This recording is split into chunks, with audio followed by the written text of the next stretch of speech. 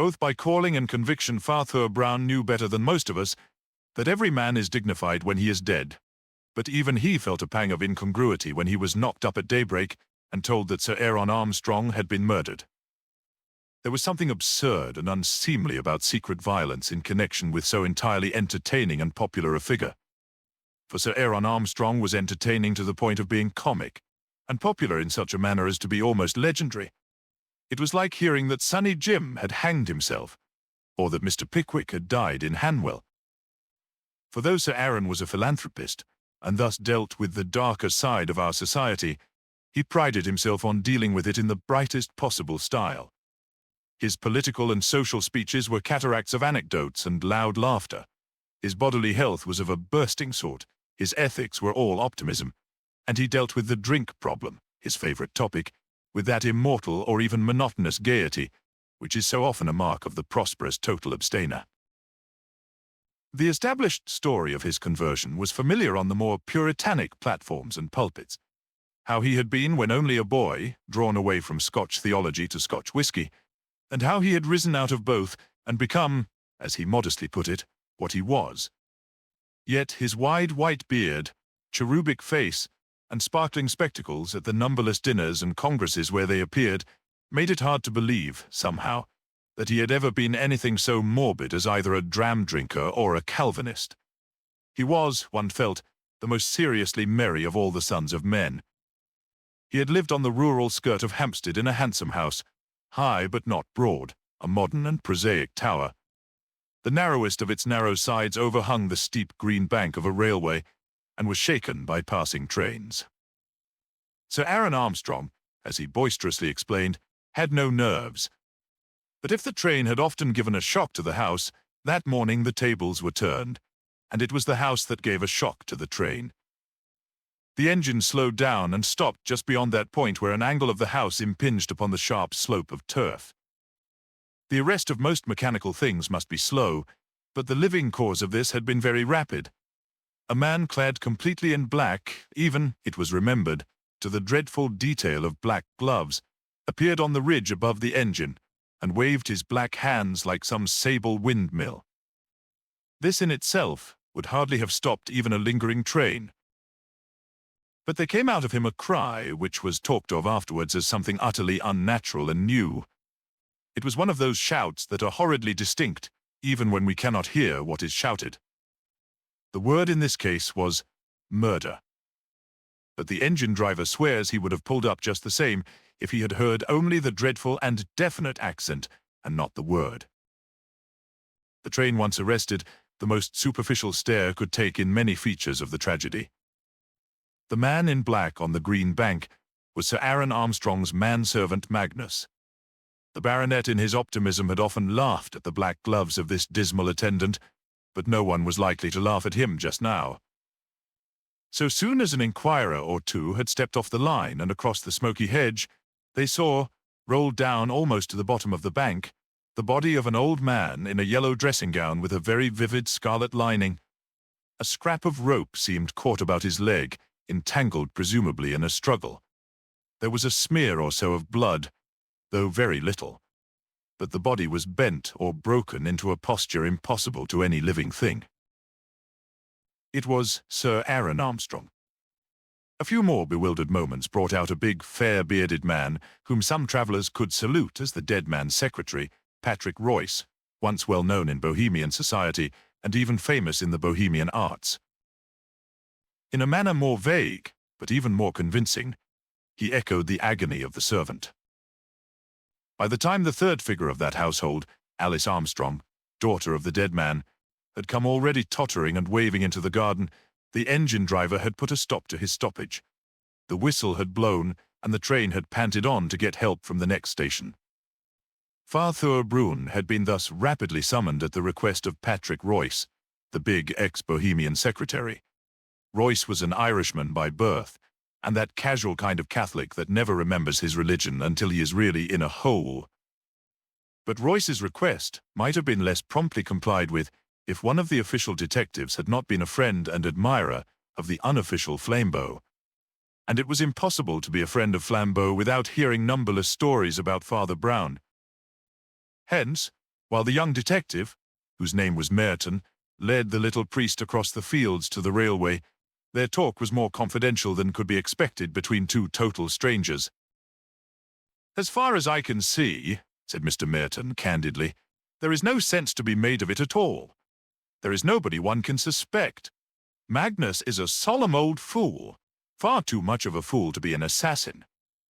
Royce has been the baronet's best friend for years, and his daughter undoubtedly adored him.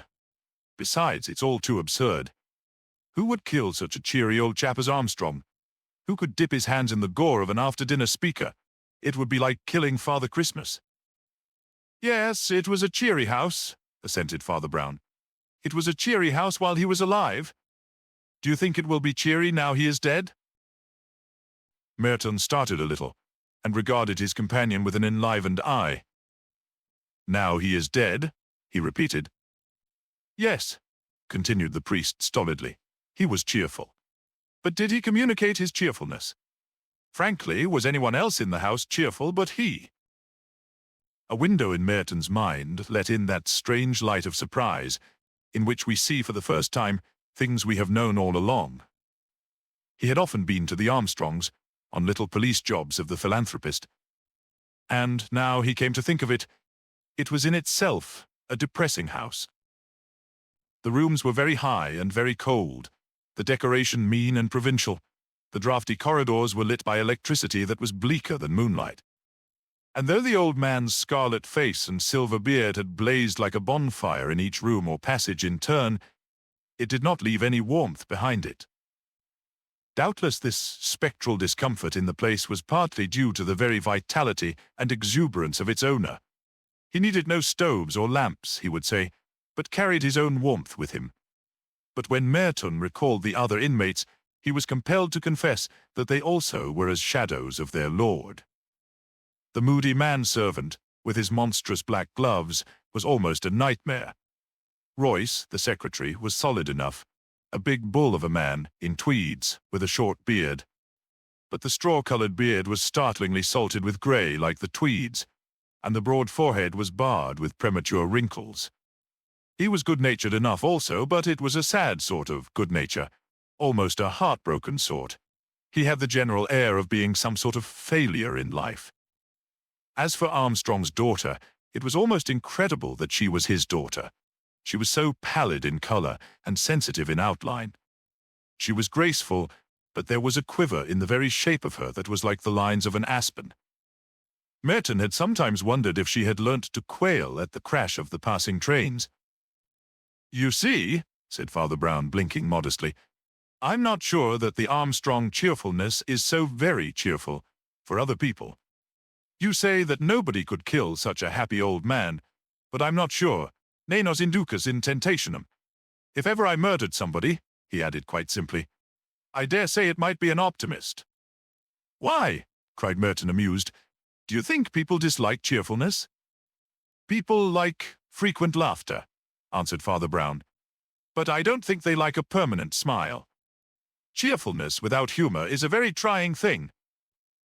They walked some way in silence along the windy grassy bank by the rail, and just as they came under the far-flung shadow of the tall Armstrong house, Father Brown said suddenly, like a man throwing away a troublesome thought rather than offering it seriously, "Of course, drink is neither good nor bad in itself, but I can't help sometimes feeling that men like Armstrong want an occasional glass of wine to sadden them." Merton's official superior, a grizzled and capable detective named Gilbert, was standing on the green bank waiting for the coroner, talking to Patrick Royce, whose big shoulders and bristly beard and hair towered above him. This was the more noticeable because Royce walked always with a sort of powerful stoop, and seemed to be going about his small clerical and domestic duties in a heavy and humbled style, like a buffalo drawing a go-cart. He raised his head with unusual pleasure at the sight of the priest, and took him a few paces apart. Meanwhile, Merton was addressing the older detective respectfully indeed, but not without a certain boyish impatience. "Well, Mr. Gilder, have you got much farther with the mystery?" "There is no mystery," replied Gilder, as he looked under dreamy eyelids at the rooks.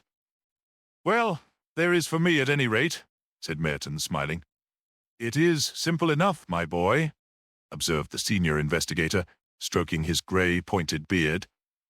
3 minutes after you'd gone for Mr. Royce's parson, the whole thing came out.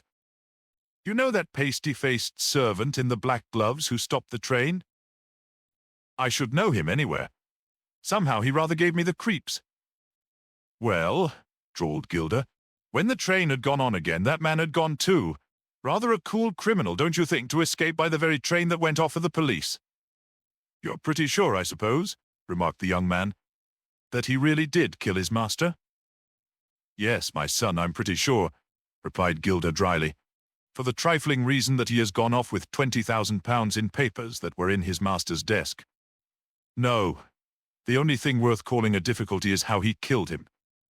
The skull seems broken, as with some big weapon, but there's no weapon at all lying about, and the murderer would have found it awkward to carry it away unless the weapon was too small to be noticed. Perhaps the weapon was too big to be noticed, said the priest, with an odd little giggle. Gilder looked round at this wild remark, and rather sternly asked Brown what he meant. Silly way of putting it, I know, said Father Brown apologetically. Sounds like a fairy tale. But poor Armstrong was killed with a giant's club, a great green club, too big to be seen, and which we call the earth. He was broken against this green bank we are standing on. How do you mean? Asked the detective quickly. Father Brown turned his moon face up to the narrow facade of the house and blinked hopelessly up. Following his eyes, they saw that right at the top of this otherwise blind back quarter of the building, an attic window stood open. Don't you see?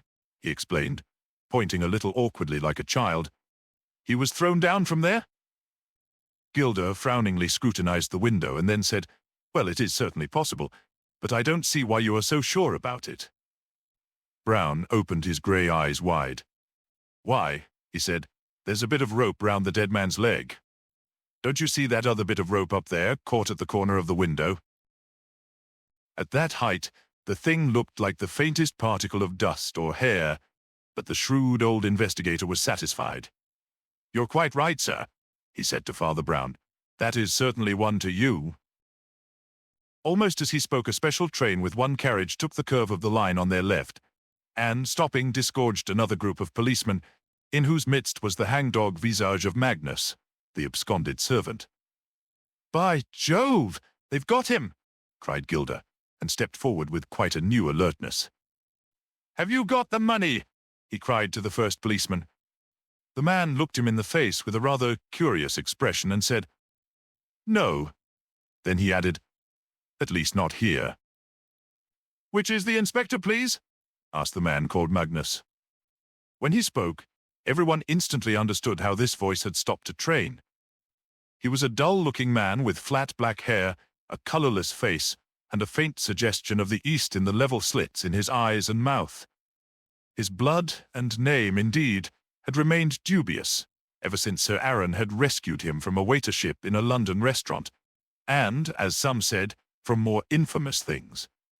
But his voice was as vivid as his face was dead.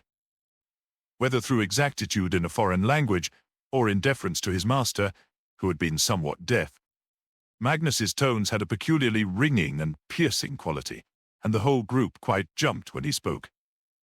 I always knew this would happen, he said aloud with brazen blandness. My poor old master made game of me for wearing black, but I always said I should be ready for his funeral.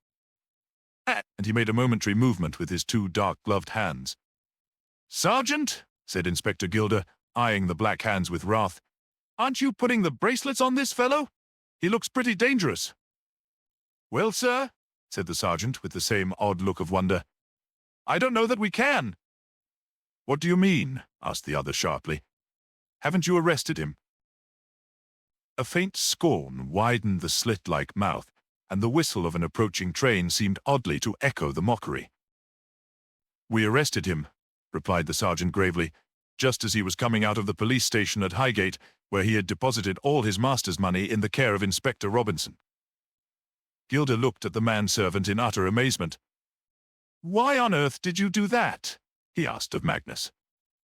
To keep it safe from the criminal, of course, replied that person placidly. Surely, said Gilder, Sir Aaron's money might have been safely left with Sir Aaron's family. The tail of his sentence was drowned in the roar of the train as it went rocking and clanking, but through all the hell of noises to which that unhappy house was periodically subject, they could hear the syllables of Magnus's answer in all their bell-like distinctness. I have no reason to feel confidence in Sir Aaron's family. All the motionless men had the ghostly sensation of the presence of some new person, and Merton was scarcely surprised when he looked up and saw the pale face of Armstrong's daughter over Father Brown's shoulder. She was still young and beautiful in a silvery style, but her hair was of so dusty and hueless a brown that in some shadows it seemed to have turned totally grey. "Be careful what you say," said Royce gruffly. "You'll frighten Miss Armstrong." "I hope so," said the man with the clear voice. As the woman winced and everyone else wondered, he went on. "I am somewhat used to Miss Armstrong's tremors. I have seen her trembling off and on for years, and some said she was shaking with cold, and some she was shaking with fear, but I know she was shaking with hate and wicked anger, fiends that have had their feast this morning. She would have been away by now with her lover and all the money but for me. Ever since my poor old master prevented her from marrying that tipsy blackguard—" "Stop," said Gilder very sternly. "We have nothing to do with your family fancies or suspicions.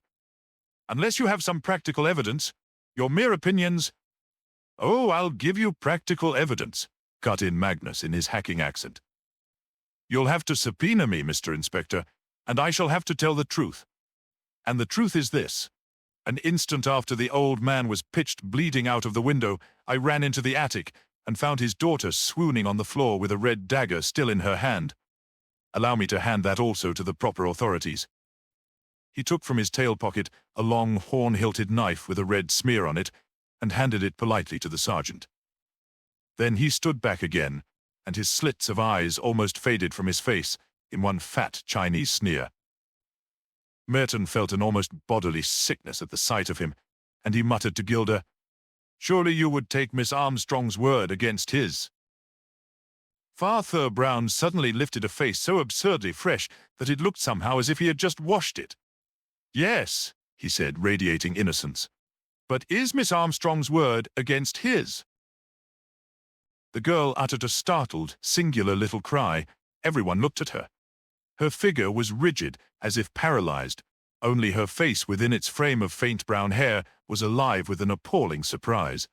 She stood, like one of a sudden lassoed and throttled. "This man," said Mr. Gilder gravely, "actually says that you were found grasping a knife, insensible, after the murder." "He says the truth," answered Alice. The next fact of which they were conscious was that Patrick Royce strode with his great stooping head into their ring and uttered the singular words, "Well, if I've got to go, I'll have a bit of pleasure first."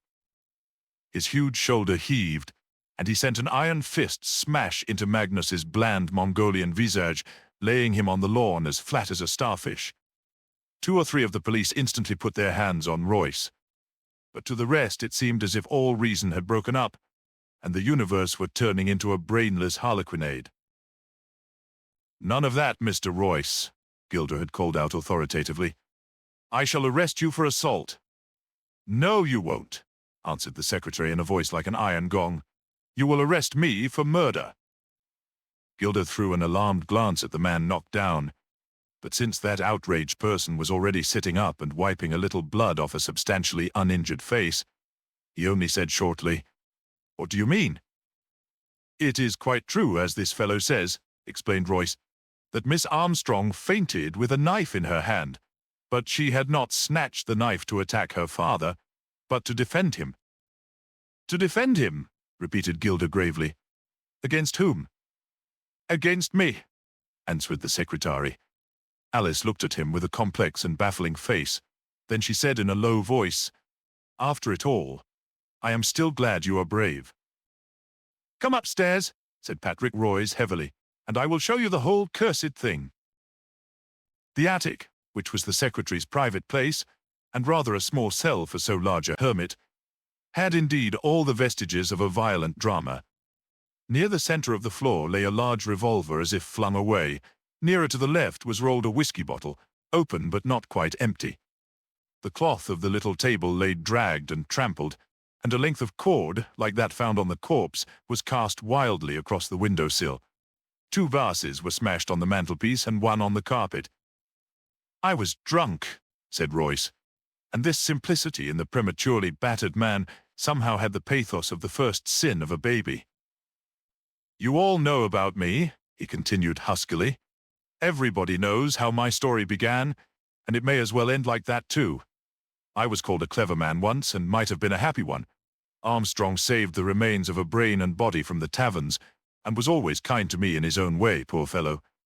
Only he wouldn't let me marry Alice here, and it will always be said that he was right enough. Well, you can form your own conclusions, and you won't want me to go into details. That is my whiskey bottle half emptied in the corner. That is my revolver quite emptied on the carpet. It was the rope from my box that was found on the corpse, and it was from my window the corpse was thrown. You need not set detectives to grub up my tragedy. It is a common enough weed in this world. I give myself to the gallows, and, by God, that is enough." At a sufficiently delicate sign, the police gathered round the large man to lead him away. But their unobtrusiveness was somewhat staggered by the remarkable appearance of Father Brown, who was on his hands and knees on the carpet in the doorway, as if engaged in some kind of undignified prayers. Being a person utterly insensible to the social figure he cut, he remained in this posture, but turned a bright round face up at the company, presenting the appearance of a quadruped with a very comic human head. "I say," he said good-naturedly, "this really won't do at all, you know. At the beginning, you said we'd found no weapon, but now we're finding too many.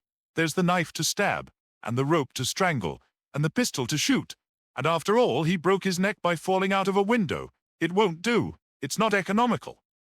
And he shook his head at the ground, as a horse does grazing. Inspector Gilbert had opened his mouth with serious intentions, but before he could speak, the grotesque figure on the floor had gone on quite volubly. "And now 3 quite impossible things.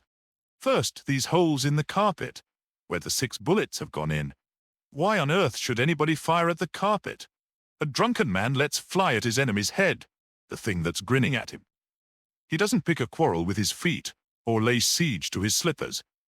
And then there's the rope." And having done with the carpet, the speaker lifted his hands and put them in his pocket, but continued unaffectedly on his knees. "In what conceivable intoxication would anybody try to put a rope round a man's neck, and finally put it round his leg? Royce, anyhow, was not so drunk as that, or he would be sleeping like a log by now. And plainest of all, the whiskey bottle. You suggest a dipsomaniac fought for the whiskey bottle, and then having won, rolled it away in a corner, spilling one half and leaving the other. That is the very last thing a dipsomaniac would do." He scrambled awkwardly to his feet and said to the self-accused murderer in tones of limpid penitence, "I'm awfully sorry, my dear sir, but your tale is really rubbish." "Sir," said Alice Armstrong in a low tone to the priest, "can I speak to you alone for a moment?" This request forced the communicative cleric out of the gangway, and before he could speak in the next room, the girl was talking with strange incisiveness. "You are a clever man," she said, "and you are trying to save Patrick, I know, but it's no use. The core of all this is black, and the more things you find out, the more there will be against the miserable man I love." "Why?" asked Brown, looking at her steadily. "Because," she answered equally steadily, "I saw him commit the crime myself." "Ah," said the unmoved Brown, "and what did he do?" "I was in this room next to them," she explained. "Both doors were closed, but I suddenly heard a voice, such as I had never heard on earth, roaring, 'Hell! Hell! Hell!' again and again, and then the 2 doors shook with the first explosion of the revolver. Thrice again the thing banged before I got the 2 doors open and found the room full of smoke. But the pistol was smoking in my poor mad Patrick's hand, and I saw him fire the last murderous volley with my own eyes. Then he leapt on my father, who was clinging in terror to the window-sill, and, grappling, tried to strangle him with the rope, which he threw over his head but which slipped over his struggling shoulders to his feet. Then it tightened round one leg, and Patrick dragged him along like a maniac. I snatched a knife from the mat and, rushing between them, managed to cut the rope before I fainted." "I see," said Father Brown with the same wooden civility. "Thank you." As the girl collapsed under her memories, the priest passed stiffly into the next room, where he found Gilder and Merton alone with Patrick Royce, who sat in a chair, handcuffed.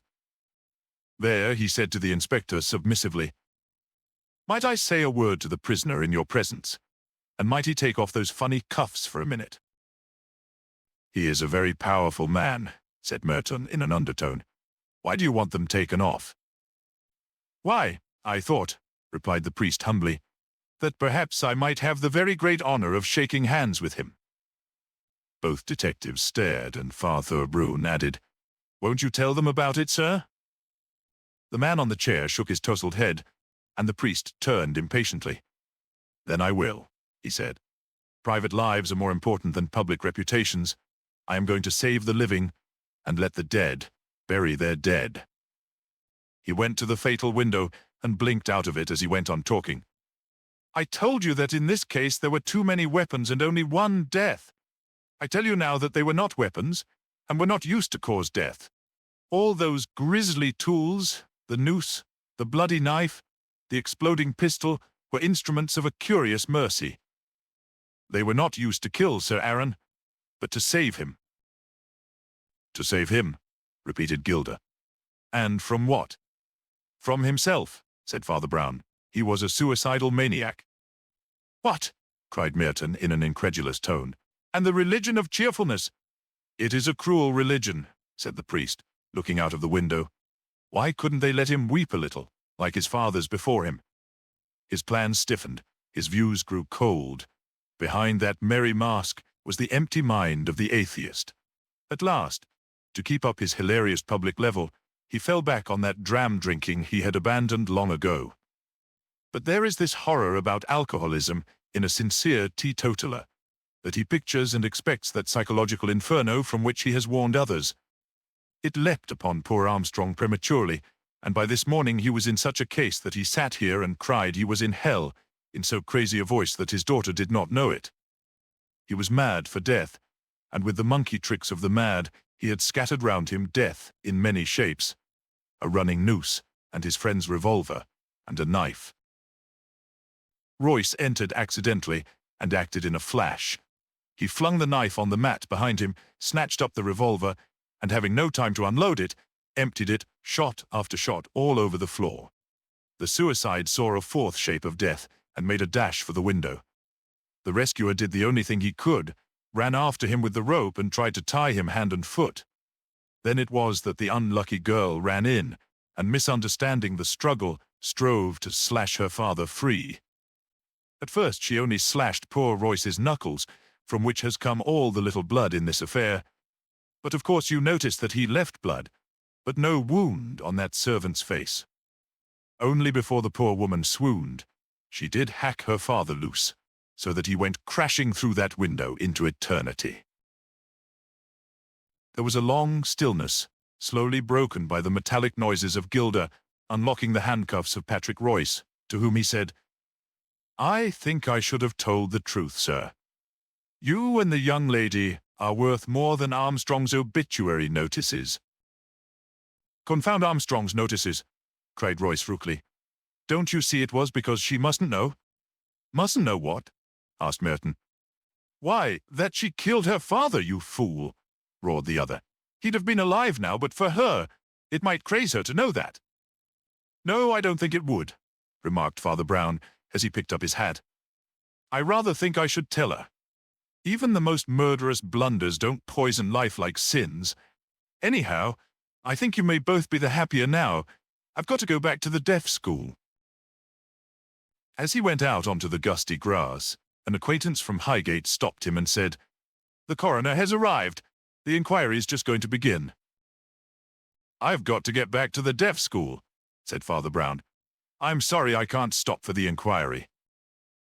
Thank you very much for listening to this story, narrated by Jason Fraser. Don't forget to subscribe to the Detective Tales channel and be sure to leave a comment.